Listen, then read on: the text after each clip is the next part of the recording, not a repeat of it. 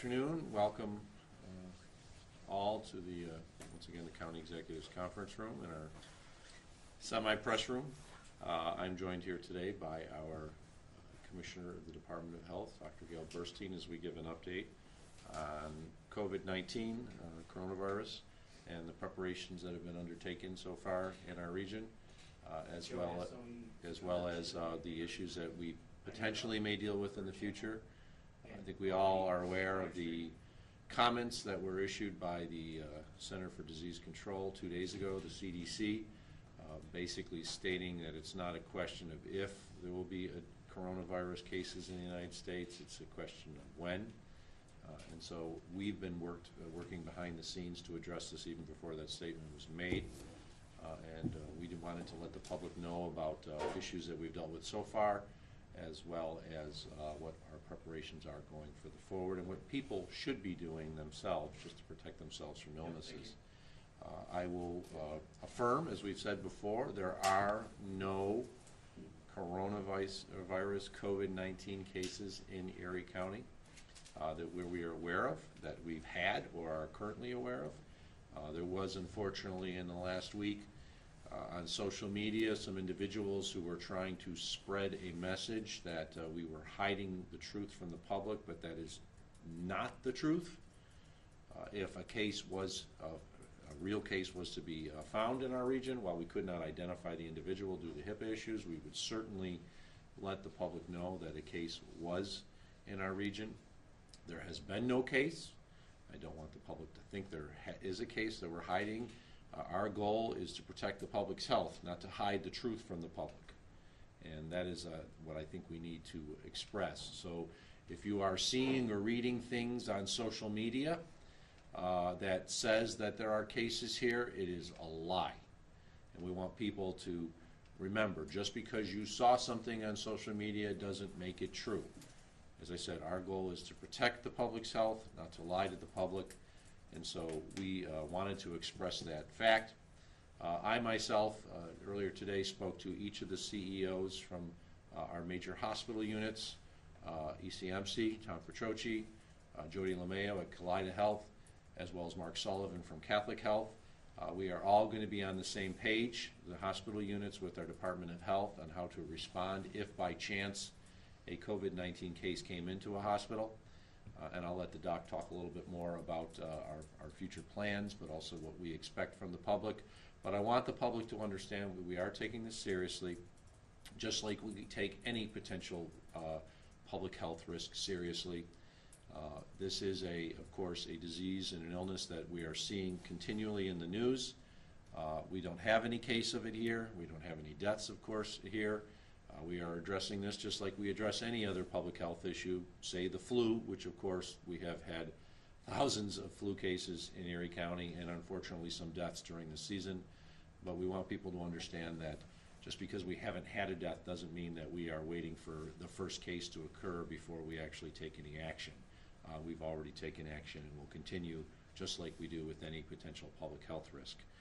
So while there's a lot of uncertainty out in the public, and people wondering what they should be doing, we want them to know that we are acting appropriately. We are doing what we need to do to protect the public's health. And with that, I will turn it over to our Health Commissioner, Dr. Gail Burstein, to talk a little bit more about the actions that we've already taken, but more importantly also what people can take to ensure that they're protecting themselves as well as their family members from potential risks. Doc? Thank you. Thank you. Oh, wow.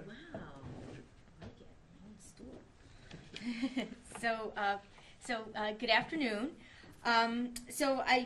We know that this is a rapidly changing situation, and I just want to assure everybody that we are working within the health department and our emergency preparedness folks and our epi and surveillance folks, and also very closely with our community partners, including the hospitals and the schools and other partners to get prepared. Because as Mark said, we currently do not have any COVID-19 cases in New York State or in Erie County. However, based on CDC's report and based on everything we know about what we expect with epidemics, we expect that eventually we will have a first case here and many subsequent cases. And so we're using that at this time period where we know that it's coming to be very thoughtful and so to prepare, and we're working very hard with our partners on planning in the case when coronavirus does hit our community. So the challenge with this COVID-19 virus is that currently there is no vaccine to prevent infection, and there is no pharmaceutical, there's no antiviral to treat the infection. So what we need to concentrate on is what we call these non-pharmaceutical interventions. So there are NPIs for short.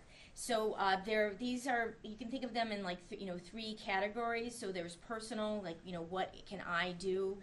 Community-wide, what can we do in the community, change systems to make ourselves healthier and protect ourselves. And then environmental, again, what can we do to make the environment safer for everybody? So right now on the personal NPI level, where again we have no known cases, we can do the same types of activities that we would do to protect ourselves from influenza, where we know we have a lot of influenza here in the community still.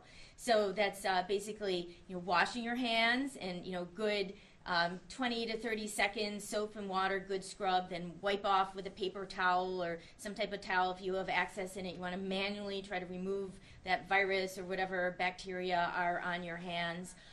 You want to make sure that if you are sick and you cough or sneeze, that you cover your mouth either with your arm or with a tissue, and then wash your hands to protect other people. Social distancing is very important. So that means people who are sick staying away from people who are well. So that means if you see somebody who looks sick, that means they are sick. So stay away from them. And if you're sick or your kids are sick, don't go out, don't go to work and infect all your colleagues, and don't send your kids to school because then they will infect their classmates. So those are all things that we can do right now with in terms of helping ourselves. And just in terms of environmental changes, clean it up. Wash it up. So you want to wash off all surfaces where people contact a lot. So it'd be like tabletops, countertops. Make sure you don't share utensils or straws or cups or food. Toys, make sure to be wiped down. And that's outside in schools, daycares, workplaces, and in your own home, because you may have somebody in your household who is sick, where just one person, where others are well, and you want to make sure that infection is not transmitted to others. So what do we do? So what kind of things are we planning for in case we see community transmission of the COVID-19 in our area? So what I mean by community transmission is that there are people who are identified with the COVID-19 infection, and they have no known source of infection. So they didn't travel, or they don't have any known close contacts, and that means that there's this virus is circulating in the community, and we don't really know where it's coming from, but it's around. So in that case, we have to really take extra measures. So just in terms of the personal non-pharmaceutical interventions, it would be pretty much the same thing, and we might want to think harder about social distancing. Just in terms of the community, we might want to think of how we can prevent opportunities for large crowds to congregate and somebody in the crowd having the infection and transmitting it to others. So that's why we need to work with our schools. So are they thinking about opportunities for making the classroom size or the learning group size smaller, so there aren't these large groups of students where somebody in the group would infect a larger amount of students? Or do we have to go to ultimately what we haven't really done in the past is mass closures of schools? But we don't know how long that the schools would be closed for. It's not like a snow day like today. It's it could be a pandemic that could last for a while. So we have to think that kids still need education. So think about our schools prepared to offer e-learning, virtual classrooms where kids could go and on their laptop at home, or maybe at another place if they don't have internet access or computer, and get that education online without everybody going into the school. And then we have to think about businesses. So instead of in-person meetings, maybe having virtual meetings, and also, allowing for telecommuting, letting people who are able to do their job at home do that job at home. And that's because they may be well, however, they might have a known exposure and they have to be quarantined for 14 days, but they can still do their work. Or their kids' schools are closed, so they have to be home. Someone has to, mind the fort.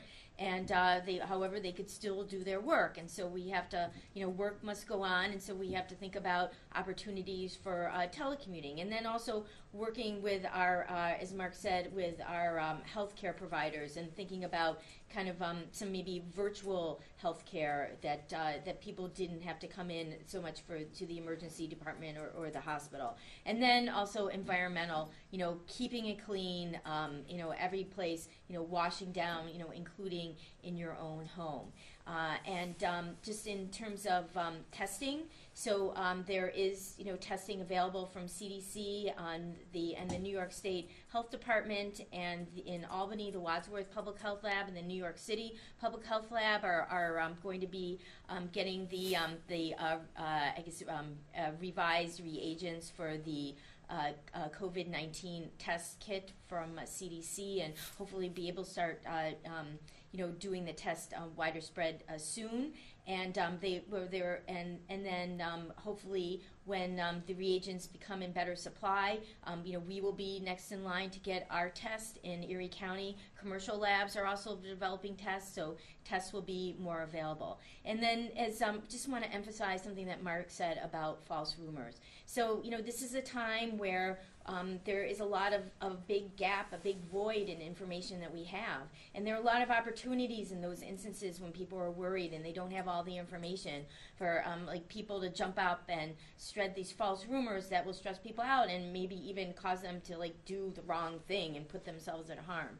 So just want to emphasize that in Erie County Health Department, we are all, from our track record, we are always going to disclose if we have a case, if we think that the public needs to know something, if we think we need to do something, we are on it and telling you like we are today. Also, for good information, the Centers for Disease Control and Prevention, the New York State Health Department, and our websites are good information. And if you have personal questions about your health, please ask your healthcare provider. They have a lot of great information.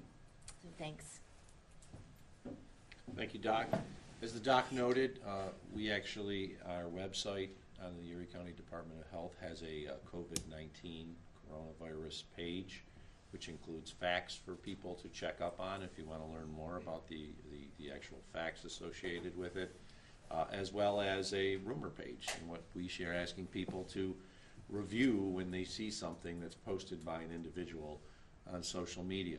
Just because a family member posted or someone you know doesn't make it true. I think we know about that in so many different ways in our country today, but it really scares people when they read about things such as this with a virus in public health that has killed people in other parts of the world. If they see it on a friend's page, they think, wow, it must be true. Why would they have posted it? But we want people to know the truth and to actually do a little investigation. And if you do have questions, you can go to our Erie County Department of Health webpage, and you will find a page that is dedicated to provide you the facts associated with COVID-19 and what you can do, as the doc noted, including using a lot of these hand sanitizers and the like, to ensure that you and your family are protected. With that, open it up to any questions. As you mentioned, there's no coronavirus cases here in New York State. Flu has been an issue, though. Do you have statistics that you can provide on the current flu? How many people have gotten it, and how many deaths that there have been in Erie County? Well, we, just in terms of surveillance numbers, we have that information on our website, and Peter Dan can send that to you after this. However, I just want to help you put in context, those numbers are numbers that are reported to us by clinical laboratories. And so it's not the total number. It's just we use those data to follow trends. So we know that there are a lot of people who have the flu that are, undiagnosed. They don't even realize they have the flu, or they don't go into a healthcare provider's office to get tested, or they do get tested at their healthcare provider's office and it's a rapid office test, and that never gets reported to us. So the total number is really looking at trends, not absolute numbers of people who are infected in our community. And the CDC uses those data to make estimates. However, they don't use just the number of reports reports they've received to make those estimates. And so, fortunately, it appears that we're in New York State and in Erie County, we're on the downward trend. So the bent the curve, and our numbers are decreasing. We're hoping that trend persists. Unfortunately, in Erie County, we have had one pediatric death so far, and in New York State, I believe they've had 6 pediatric deaths. In terms of flu-related deaths, only pediatric flu-related deaths are counted on surveillance. So those are the absolute numbers that we have. Does coronavirus give you, I guess, more concern? I know you're doing all the preparations that you can for it, but we've heard in the past SARS, West Nile, bird flu, swine flu, you name it. It's been talked about for coronavirus. People would look at that and say, hey, this is just like the other stuff. I'm not too concerned. Is there, I guess, a different perception that you think people should have of this virus? Well, with just in terms of SARS and MERS, I mean, we haven't had cases here, so that was a thing that we were able to read about and not be concerned about. Just like right now, COVID-19 is a thing we can just read about. We don't have to be concerned about it now here in our community. However, we believe that that's not going to be true forever, and that's sometime in the near future we will have COVID-19 in our community, and we will have to worry about it, and we may have to take extreme measures to protect ourselves until this pandemic blows through. So and then hopefully, like similar to influenza, there will be a vaccine available and there will be antivirals available, so we can do more than just non-pharmaceutical interventions. Doc, what are some of the reasons that you do think we will see a case sooner or later here? And I wouldn't expect you can tell me a potential date, but I mean, what are we talking about? Like, within weeks, months, what? So first of all, the reason that we believe that this community transmission will eventually occur of COVID-19 is because we already have our first suspected case of in the United States, in California, of suspected community transmission of COVID-19. There was an individual who was identified as having the infection, no travel history, no close contact history. We got it somewhere. We have no idea. It's obviously circulating somewhere in that community. We also know that this is really now a global problem. I mean, it's not just limited to China. It's widespread in Southeast Asia. It's widespread in Iran. It's you're seeing it in rural areas of Italy. So there's no reason. People are still traveling in and out of the United States from those countries. So there's no reason to think that we can keep it out forever. So we really believe that it will eventually come here. And we actually don't have any information that would support that it will not come here. I mean, all the information we have supports that it will eventually come here. I hope it's going to take a while, but we have no idea how long it will take. Can you talk about the international travel? Roswell put out, an internal message to their staff, volunteers, folks there, not to travel internationally, and that anyone that may have, and that is in a country where there's an outbreak, to be monitored. What can you tell the community about that? Because there's so much international travel in our Buffalo region alone. Right. So, again, looking at the CDC's website, looking at for travel alerts, looking at also the WHO's website for where cases have been identified globally, and I believe CDC also has that information. And then people have to make decisions themselves. They have to look at the risks and the benefits of travel, and then make that decision of what they're going to do, and then just also be prepared for return, possibly being required to get quarantine, and possibly being exposed to a virus where we have no vaccine and to prevent it, and no treatment. But again, it's people are always deciding about engaging in activities, looking at the risks and benefits, and then they have to decide if that's something that they want to do based on that information.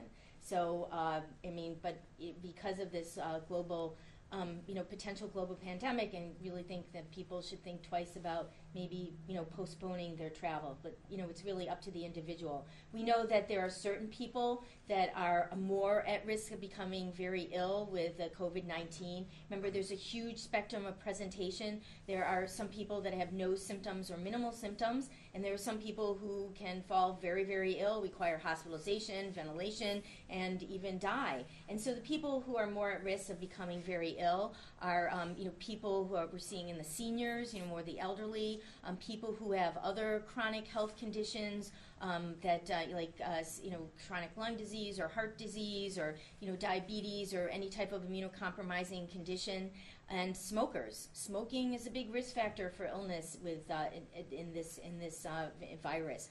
For some reason, we're not seeing severe infection, severe disease in young children.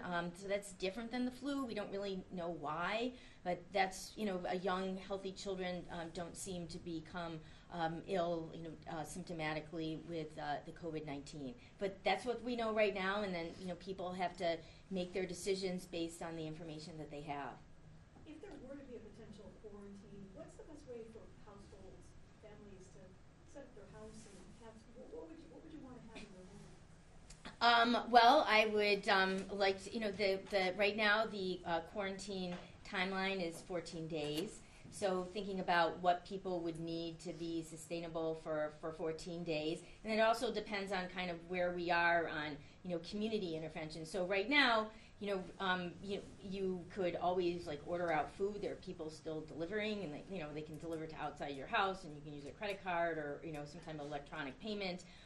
You can even order food from the supermarket. That may not always be true, and so because the workforce may decline, where there might not be people available to do these deliveries. So again, stocking up, making sure you have enough, food that just to keep you, might not be all your faves, but enough food to keep you and your family healthy for at least a week if it comes to that. Here, New York State's getting $40 million in emergency funding for the coronavirus threat. How are those state dollars and planning making its way down to the county level? You'll have to ask the state. It was just announced yesterday by the governor that he was putting it, but we have no plan. And I also don't know if it's actually included in the current budget year, which expires as of the end of this month, or if he's talking about adding it into the next budget year, the 2020-2021 budget, which technically starts on April 1st, if they get a budget done. But it was announced by the governor, but there's no dollars that we've received or any expectation in the near future. Any other questions on topic? If not, any questions on winter storm? Actually, I have an off-topic question, but it's not related to the storm. Can you tell us where things stand as far as people getting refund checks for the overpayment of property taxes? I can't answer that question off the top of my head, but we'll get you the information. I want to give you the accurate information. I know that payments have been received. Most of the payments that people make would go directly to the towns, and then the towns would tell us who paid, and then afterwards we determine what the reimbursement is. But we'll get that from the Department of Real Property Taxation. I can't give you that off the top of my head. I haven't been dealing with snowstorm and COVID-19 the last 48 hours, so I'm not totally up to speed on that. Mark, Tesla has been in the news lately, 1,500 jobs. There's some questions whether or not that number is accurate. What's your thoughts on it? Well, if they're saying it's accurate, I would imagine it is, because New York State has access to the Department of Labor information, and they'll be able to prove whether it's accurate. Tesla told us 2 days ago, representatives from Tesla, that there were over 1,500 jobs that were actually theirs on the site. We are disappointed about Panasonic, but that, my understanding is a decision that was made by corporate Panasonic to get out of the solar roof, the solar cell business in North America, though I believe they're still going to be doing the solar cell business in Japan. So we're disappointed in the loss of jobs there. We're hopeful that Tesla will be able to absorb a number of those individuals. And for those that it does not, we will work, and Panasonic has reached out as well to let us know that they will work to try to place those individuals in other jobs in the community. Have you given a lot of thought to, 3 weeks ago they had 1,100 jobs, and then all of a sudden they had 15 as we get to a month before that hiring deadline? it was a deadline, and if they met it, they met it. Simple as that. I mean, there was never going to be 1,500 jobs right from the beginning. It was always going to be a ramp up. And they are claiming that I think they're doing more than 1,000 solar roofs a week, is what I saw in the one report. And they would need a lot of people to do that. So they claim after some fits and starts, they have a solar roof product that works and is sellable on the market and people are buying. So if that's the case, that's a good sign. We've always been hopeful that they would meet their standards, and if they are, that's good for the community because that's 1,500 jobs that are there that were not there 5 years ago. Executive, I know you've been paying attention to the governor's team to cut some of the Medicaid costs to close that budget gap. Do you have any insight into, any more insight than the last time we spoke to you as to how that might affect Erie County? I've had lots of conversations with the governor's staff and members of the MRT team as well. They have not reached a result at this point. We'll see where it goes. I'm hopeful that in the end, the final budget will not penalize counties as it currently is proposed to do.